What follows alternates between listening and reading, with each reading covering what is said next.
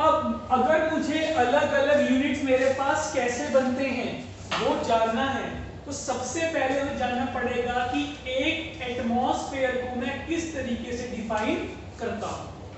एक एटमॉस्फेयर को किस तरीके से मैं करता हूं, तो ये क्या होता है, द प्रेशर, साथ लिख लो, the pressure exerted by the pressure exerted by the air। Obviously अगर मैं एटमॉस्फेयर की बात करूं तो वहां पे एयर तो होगी, प्रेशर भी एयर का होगा, तो the pressure exerted by the air trapped in a right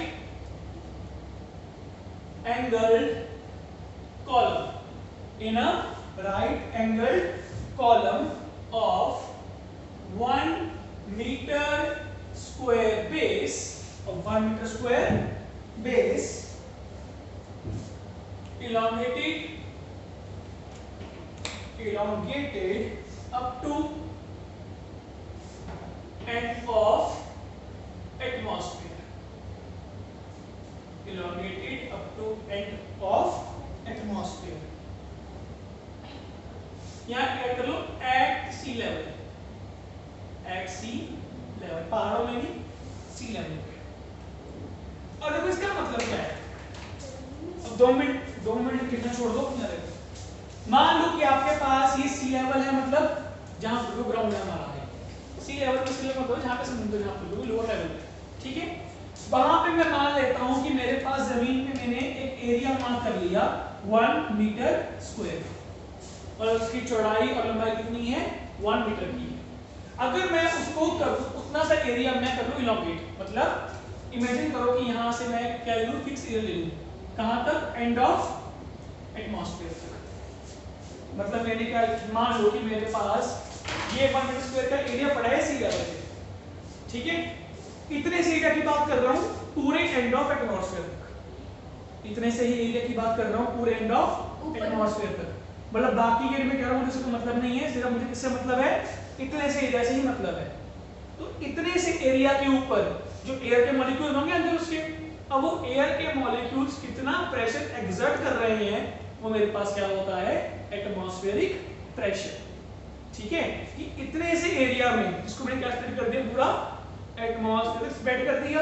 अब उस में बहुत सारे मॉलिक्यूल्स होंगे, मेरे पास इस पार्ट में एटमॉस्फेयर के एयर के बहुत सारे मॉलिक्यूल्स होंगे यहाँ तक के, अब उनका कोई मास होगा, ऑब्वियस सी बात है ना, और वो मास कहाँ लगेगा, जमीन पे।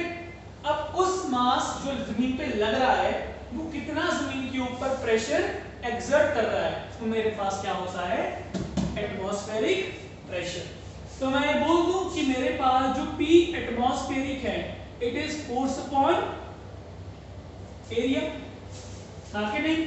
और यहाँ पे जो फोर्स है, मतलब वेट की बात हो रही होगी, न्यूटन लॉ ऑफ मोशन पढ़ के आए हो, फोर्स क्या है, जितना कोई चीज बाहर एक्सर्ट कर रही है, तो वो यहाँ पे होगा mg, वो यहाँ पे क्या होगा, mg होगा। यहाँ पे m क्या है आपके पास, mass of air particles, mass of air particles, जितने भी आपके पास यहाँ पे एयर पार्टिकल प्रेजेंट हैं सबका मिला के मास, वो आपके पास क्या है यहाँ पे m, साथ में लॉग यहाँ सब में क्या है ग्रेविटेशन g, अपॉन एयर कितना था अपने पास 1 आ गया। तो in short pressure is equals to mg आ गया। यहां पर कोई डाउट, कैसे बना। अब इस प्रेशर की आपके पास एक फिक्स वैल्यू है, क्या है आपके पास, फिक्स वैल्यू, जो क्या है 101,325 न्यूटन पर मीटर स्क्वायर। अब ये ऑब्वियस सी बात है कि इतनी जो आपके पास वैल्यू आप नॉर्मल कैलकुलेट नहीं कर सकते, क्योंकि आप एक्सपेरिमेंट, आप किसी भी ऑब्जर्व करके, मतलब थ्योरी के हिसाब से कभी भी यहाँ पे कितने पार्टिकल होंगे उसका मास नहीं निकाल सकते, बाकी ना। तो ये आपके पास एक वैल्यू क्या है, ये आपके पास ऑब्जर्व्ड वैल्यू है, ये आपके पास क्या है, ऑब्जर्व्ड वैल्यू, फिक्स है और ऑब्जर्व कि जो मैंने अपने इंस्ट्रूमेंट यूज करके यहाँ पे प्रेशर फाइंड किया तो वो कितना आया 101,325 किसके बराबर है mg के। अगर मैं इसको इक्वेट करूं g इक्वल हो गया 10 अप्रोक्सीमेट तो मास क्या आ गया 10132.5 तो उसके हिसाब से यहाँ पे कितना मास है एयर का 10,132.5 किलो। ये हाँ हमें उससे मतलब नहीं है, हमें क्या आपकी प्रेशर कितना आपके पास एटमॉस्फेयर का 101,325 न्यूटन पर मीटर स्क्वायर। इसको चाहे तो मैं क्या लिख लूं it is equals to 101,325 pascals आगे नहीं, या फिर 1.01325 कितने हैं 1 2 3 4 5 ही टोटल लगाए टेम्परेचर कितनी आएगी 5 पास्कल। मैंने for the purpose of calculation क्या कर दिया इसको छोटा कर दिया यहाँ पॉइंट लगा क्या बन गया 1.01325 10 की पावर 5 पास्कल या फिर 1.01325 10 की पावर 2 किलो पास्कल। क्या कर दिया किलो पास्कल।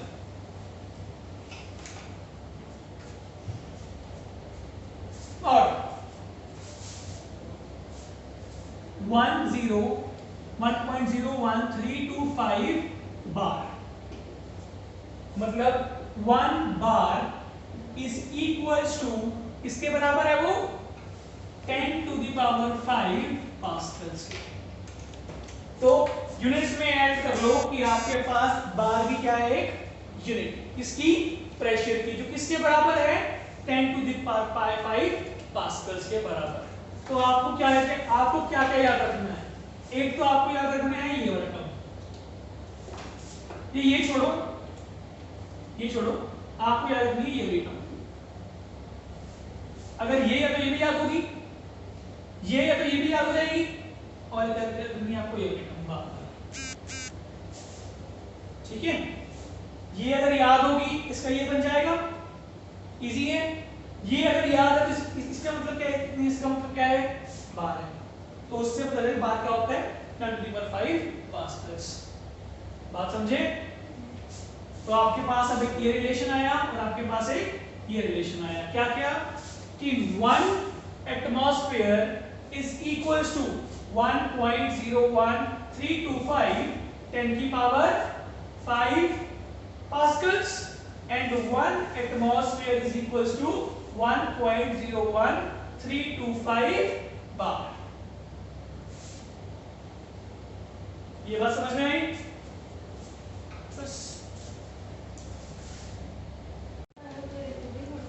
नेक्स्ट मेरे पास है इसी के अंदर pressure at higher altitudes. Pressure at higher altitudes जब आप क्या करते हो आप सी लेवल से ऊपर जा रहे हो मतलब पहाड़ पर जा रहे हो तो वहां पे क्या देखा गया कि आपके पास जो एटमॉस्फेरिक प्रेशर है एटमॉस्फेरिक प्रेशर क्या करता है आपका डिक्रीज करता है। क्या करता है डिक्रीज और वो भी ग्रेजुअली नहीं कैसे करता है डिक्रीज वो एक्सपोनेंशियली मतलब एकदम से बहुत सारा डिक्रीज करता है। कैसे अब देखो हमने क्या पढ़ा था कि आपके पास सी लेवल पे कोई 1 मीटर स्क्वायर का एरिया है उसके ऊपर आप ढूंढ रहे होते हो कि आपके पास कितना फर्क पड़ेगा है ना जितने इसके अंदर आपके पास क्या होने वाले हैं ये तो सिर्फ सेम सही है उस बजाय यार देखता है जितने आपके पास पार्टिकल्स होंगे है ना। अब मैं चला गया सी लेवल से ऊपर मान लो मैं यहां पहुंच गया ठीक है। अब यहाँ पे ऑब्वियस सी बात है सी लेवल के बजाय जो नंबर ऑफ पार्टिकल्स क्या होंगे कम नहीं ज्यादा कम होंगे। आपके पास आप यहां से ऊपर चले गए कुछ चले गए आप h हाइट पे ठीक है। तो सेम डायग्राम बनाइए कि मैं बता रही हूं और एक सेम डायग्राम में मैं बता रहा हूं कि हम अब सी लेवल कहां चले गए ऊपर चले गए कुछ चले गए हाइट पे। अब वहां पे ये वाले पार्टिकल्स क्या हो जाएंगे, कम हो जाएंगे। और फॉर्मूला में क्या था, m into g था, dependent upon mass of air. अब मास ऑफ एयर यहाँ पे क्या हो जाएगा, कम हो जाएगा, आके ना। तो आपके पास मास ऑफ एयर क्या हो गया है, डिक्रीज। मास ऑफ एयर क्या हो गया है, ये तो आपके पास एक चीज है। दूसरा आपके पास अमाउंट ऑफ एयर पार्टिकल्स भी क्या हो गए हैं, डिक्रीज।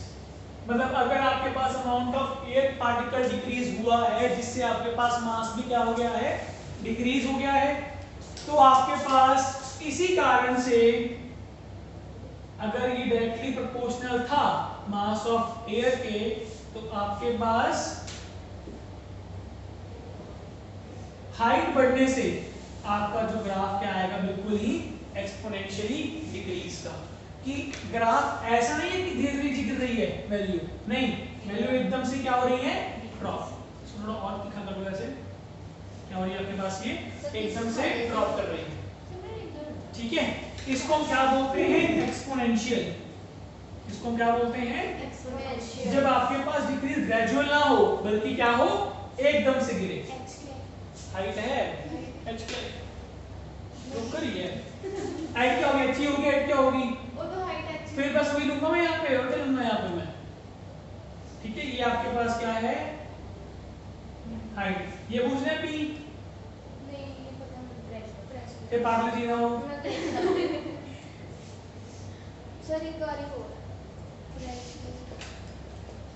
ये बोल रहा है कि अगर आप किसी लेवल पे जाते हो ऊपर, आपको पता है pressure is proportional to mass of air, ऊपर जाओगे तो इतने पार्टिकल्स क्या हो जाएंगे, कम हो जाएंगे। नंबर पार्टिकल्स क्या कर गए, डिक्रीज कर गए। उससे क्या डिक्रीज कर गया, मास, तो उससे भी लग जाएगा डिक्रीज।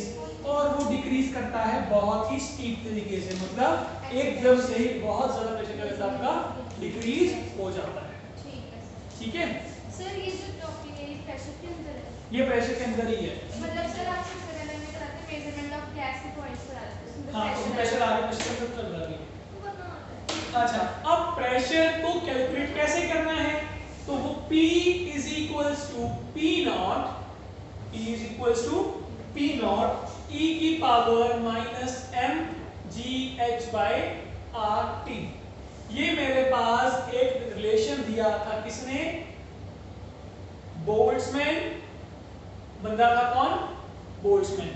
ये उसका Boltzmann barometric relationship, Boltzmann barometric relationship. Boltzmann बंदे का नाम है, बैरोमेट्रिक आपके पास होता है इंस्ट्रूमेंट, ठीक है। वो E का इलेक्ट्रॉन, ये इलेक्ट्रॉन नहीं है, ये आपके पास एक्सपोनेंशियल है। हर जगह इलेक्ट्रॉन को मत घुसाया करो, ये आपके पास क्या है, यहाँ पे एक्सपोनेंट है, ठीक है। और इसको हम बोलते हैं, पूरा नाम इसका है बोल्ट्जमैन बैरोमेट्रिक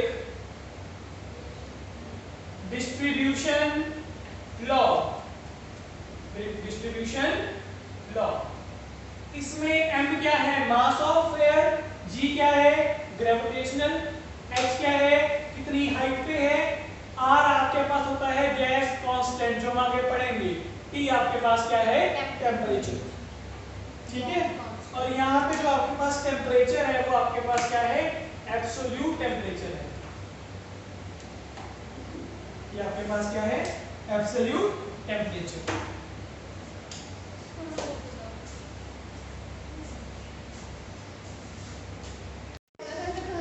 चलो नेक्स्ट हमारे पास है अब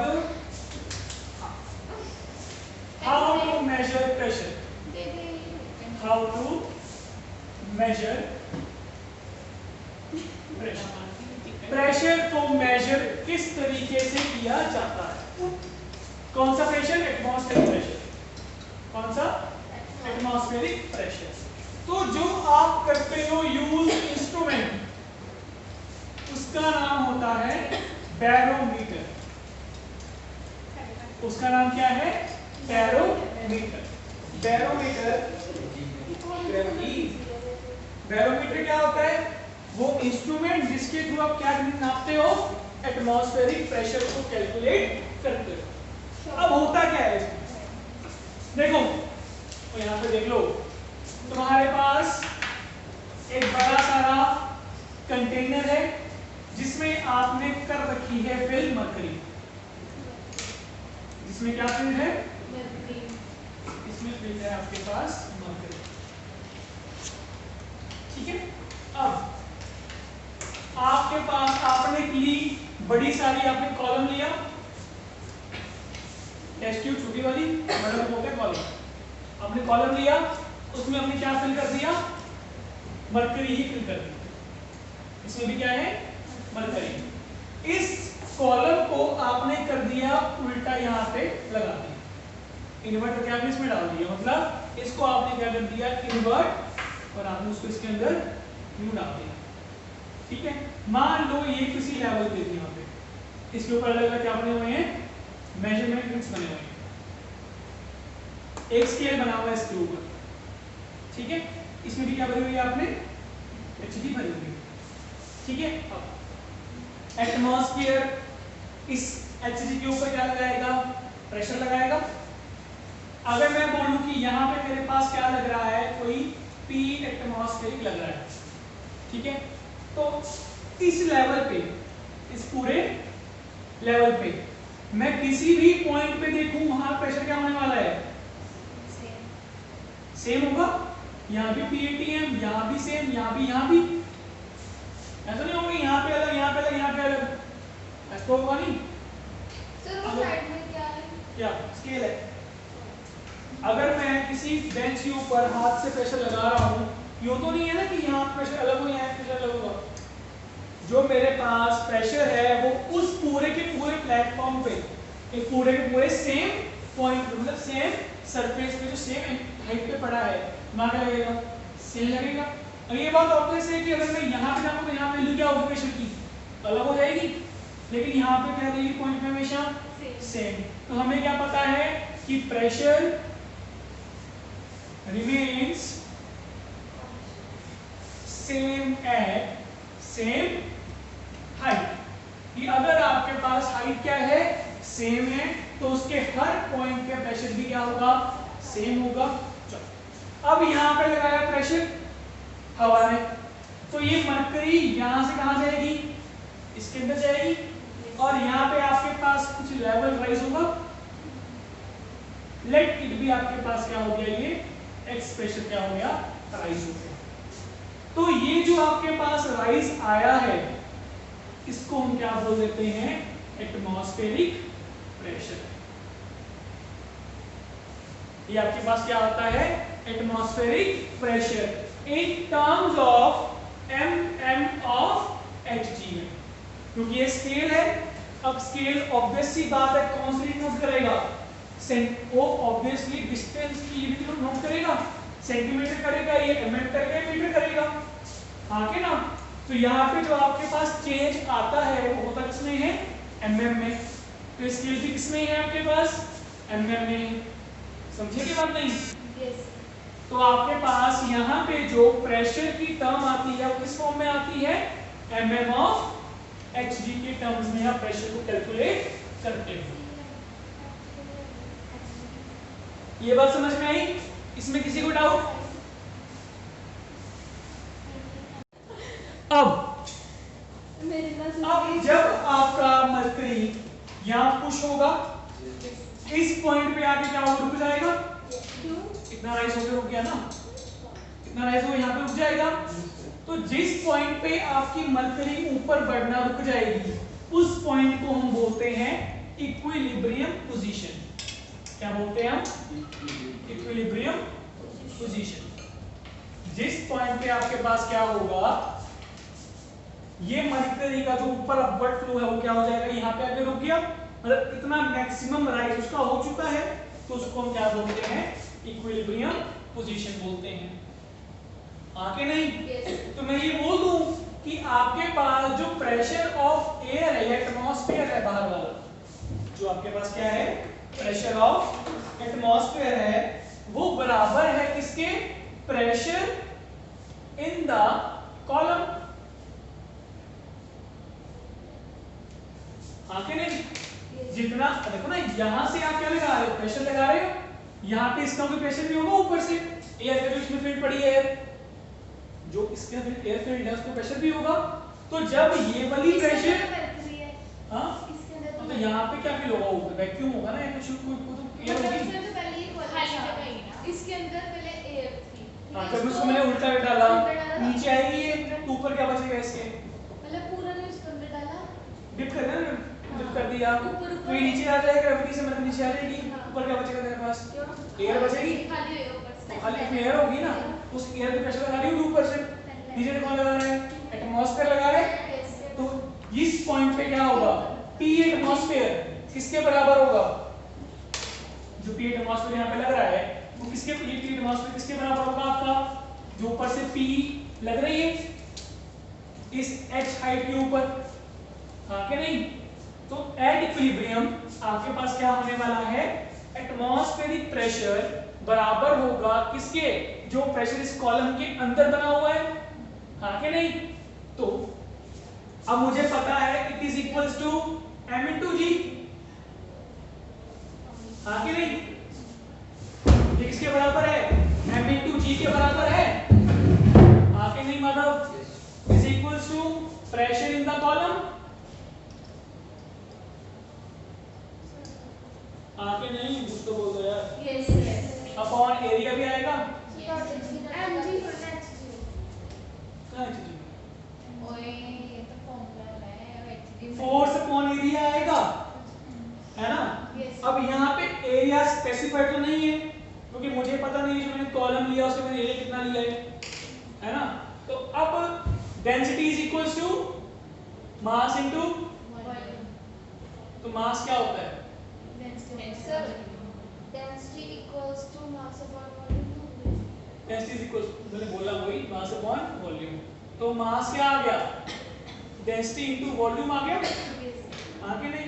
तो mass is equals to density into volume into g upon A आ गया, हाँ कि नहीं? Is equals to pressure.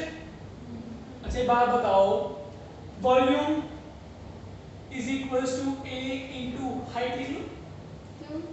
अगर मैं बात करूं, क्यूबॉइड की बात करते हैं, बात करते हैं, मेरे पास एक क्यूबॉइड, मेरे पास एक क्यूबॉइड,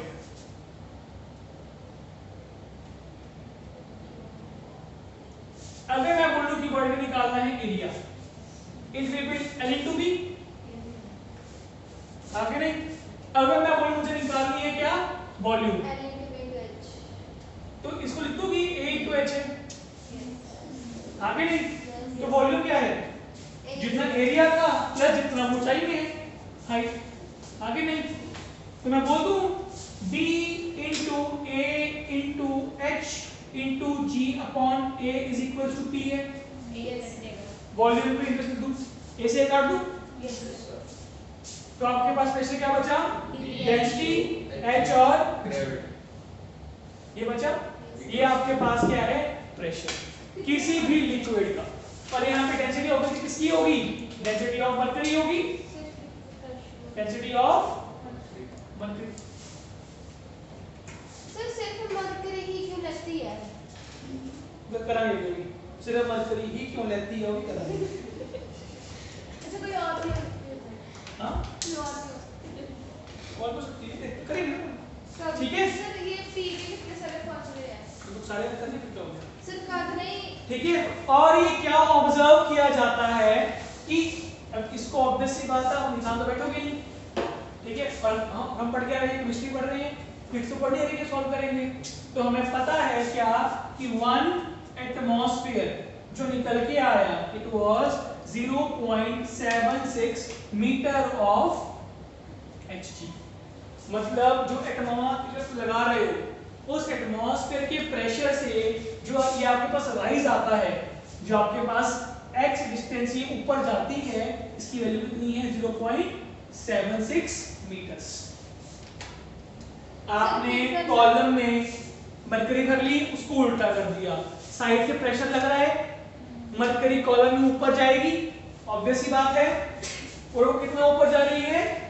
0.76 मीटर ऊपर जा रही है। सर फिर अगर हाइट का लगी हमने तो वो मुझे डिफरेंस कौन सी हाइट? ये हाइट लगी तो आपको ये अपनी कितना ऊपर गया, वो तो मेरा 0.76 जाएगा। अच्छा ए है 0.76 मीटर ज्यादा ऊपर। तुम्हारे पास तुमने ये कॉलम लगाया हुआ ऐसे, ठीक है, आप चाहे इसकी हाइट ये ले लो, चाहे इसकी हाइट आप ये ले लो, ठीक है, ले लेते हैं। केस 1 में हमने हाइट ले ली, सर ऐसे इतना इसमें मरकरी फील्ड है, ठीक है, प्रेशर लगाया, आपको नापना क्या है कि यहां से कितना ऊपर गया, वो यहां पे आपको सिर्फ ये नापना कितना एरिया, वो कितना आया, ये फिक्स है, इतना आया। अगर मैं ले लूं इसी कॉलम में हाइट ले लूं मैं यहां पर स्टार्टिंग में, अभी क्या होगा, प्रेशर ये ऊपर जाएगा, आपको इतना एरिया नापना है, वो पे कितना आएगा 0.76 मीटर। ये अपनी सी लेवल पे लिए इसी लेवल पे, सी लेवल पे, ठीक है। तो 1 atmosphere was equals to 0.76 metre of Hg, मतलब 76 सेंटीमीटर ऑफ Hg, मतलब 760 mm ऑफ Hg, और इसको बोल देते हैं 760 टॉर, मतलब 1 torr is equals to 1 mm of torr torr, और कितनी टॉर, कितना आया 760 टॉर के बराबर। तो यूनिट आपके पास एक और नहीं, कौन सी आ गई, टॉर, ठीक है। सर और चलो नेक्स्ट जो तो तुमने क्वेश्चन पूछा था कि can we use water instead of mercury, अरे कोई और लिक्विड इंस्टेड ऑफ मर्करी, क्या हम लोग कोई और लिक्विड यूज कर सकते हैं मर्करी के अलावा?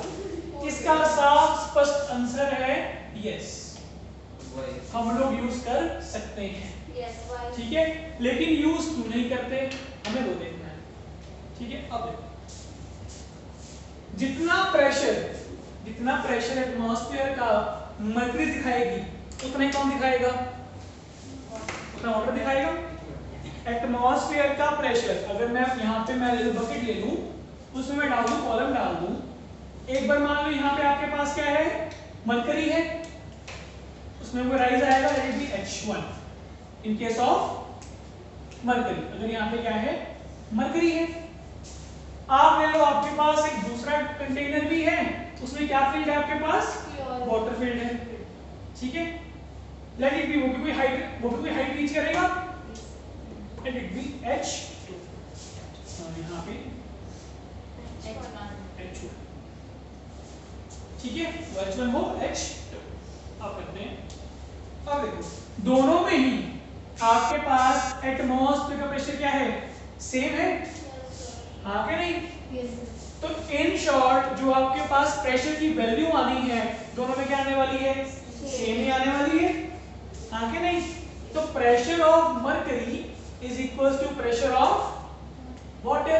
सर जो प्रेशर अंदर होएगा उसके, अरे ये जो मैं तो वो तो है ही नहीं प्रेशर, कि प्रेशर कौन सा है, इधर जो ये नोट कर रहा है, एटमॉस्फेयर नोट कर रहा है ना प्रेशर, नहीं जो अंदर होएगा, अंदर से क्या करना है वैसे, जो अंदर कोई वो बाहर के बराबर कोई तो होगा, जब ये यहाँ पे पहुंचेगा हाइट पे, जो प्रेशर यहाँ पे है वो प्रेशर यहाँ पे लगेगा ना, बराबर ही होंगे, मतलब इसको भी सेम वैल्यू दिखानी है, इसने भी सेम वैल्यू दिखानी है, आगे ना, आगे नहीं, तो H1 D1 G is equals to H2 D2 G, आगे ना। अब यहाँ पे आपके पास जो मरकरी है, मरकरी की density is equals to 13.6 into 10 की पावर 6 न्यूटन पर, सॉरी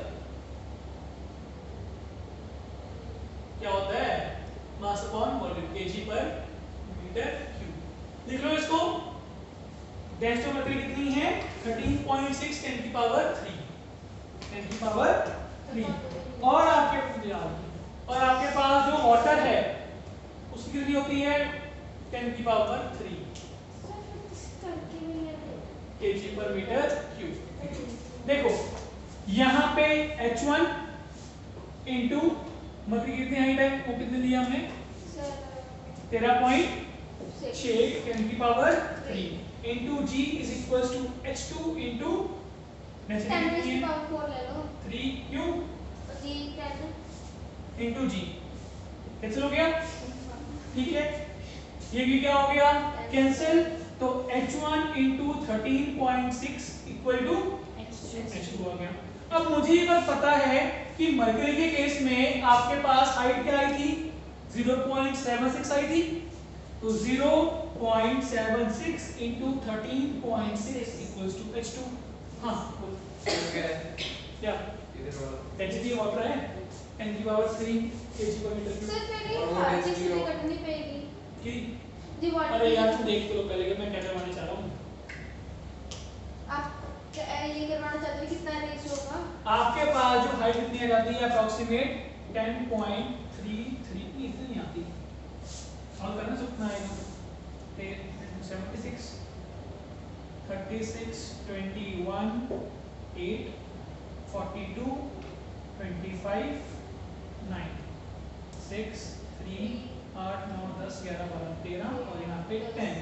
ठीक, ये आ गया 10.336 metre is equals to H2 आ गया। हाँ कि नहीं? मतलब अगर आपको वाटर यूज करना है, अगर वाटर यूज करते हो, ये हाइट कितनी आएगी आपके पास? 10.336 मीटर। मतलब मोटी मोटी बात है 35 फीट।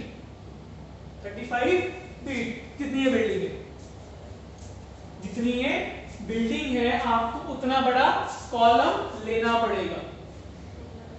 जितनी आपके पास एक बड़ी बिल्डिंग है आपको कम से कम उतना बड़ा कॉलम लेना पड़ेगा। किसके लिए? वाटर यूज करके प्रेशर को नोट करने के लिए। ठीक है, अब ऑब्वियस सी बात है height of column needed is large and difficult to handle। Obvious सी बात है इतना बड़ा कॉलम हैंडल करना मुश्किल है और रखना भी कांच का होता है, मतलब उसके मटेरियल का हैंडल करना क्या है? मुश्किल है। तो इस कारण से आप वाटर को यूज नहीं करते। जितनी बड़ी आपके पास क्या होगी? डेंसिटी होगी। जितना ज्यादा आपके पास क्या होगा? लिक्विड ज्यादा गाढ़ा होगा, उतना ही उसको ऊपर भेजना क्या होगा? ज्यादा प्रेशर लगाना पड़ेगा, ओखा होएगा, उतना मुश्किल क्या होगा? उसको ऊपर भेजना मुश्किल होगा। आगे ना इस कारण से एक हाई डेंसिटी लिक्विड ही प्रेफर किया जाता है। किसके लिए? बैरोमीटर को यूज करने के लिए। एंड मर्करी एक लौता ऐसा मेरे पास एलिमेंट है जिसकी सबसे ज्यादा इतनी ज्यादा डेंसिटी है। Mercury is considered as the highest dense element. कितनी है? 13.6 10 की पावर 3। अगर सबसे डेंस लिक्विड मेरे पास क्या है? मर्करी 13.6 10 की पावर 3। हाँ बोल। Water instead of water and mercury अगर तो कोई भी यूज करेगी उसकी वैल्यू ऑब्वियसली मीटर से वो बहुत बड़ी आएगी। इतने तो आने से नहीं 0.76। आगे नहीं फिर क्या बचा? क्या बचा? मर्करी बचा। हम क्या यूज करते हैं? मर्करी यूज करते हैं, बाकी यूज नहीं कर पाते। कर सकते हैं लेकिन करते क्यों नहीं है? क्योंकि आपको कॉलम की हाइट क्या चाहिए? बहुत ज्यादा बड़ी, 3 मंजिला जितनी बड़ी चाहिए हाइट, तो वो तो पॉसिबल नहीं है ना अपने में। इस कारण से हम लोग यूज नहीं करते कोई और लिक्विड rather than मर्करी। ठीक है।